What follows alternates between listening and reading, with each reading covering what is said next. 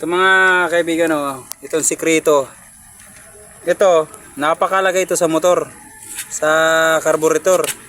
Once na hindi yan tumatagos dyan, hindi dumadaloy yan ang air o hindi makapasok yan ang hangin doon sa loob, magkakaroon din problema ang andar ng iyong motor. Tingnan nyo, kaya itutuwad ko ang ano, ayan o. O yan, di ba? Di ba? Ayan o. Dapat ganun siya. Kanina ayaw maglabas eh. Oh, ganyan siya. Dapat dumadaloy diyan ang ating gasolina. So dapat check nyo kapag naglinis kayo ng carburetor, ganyan check nyo 'yon. Ang tagos pala niyan mga kaibigan, ito papunta yan dito.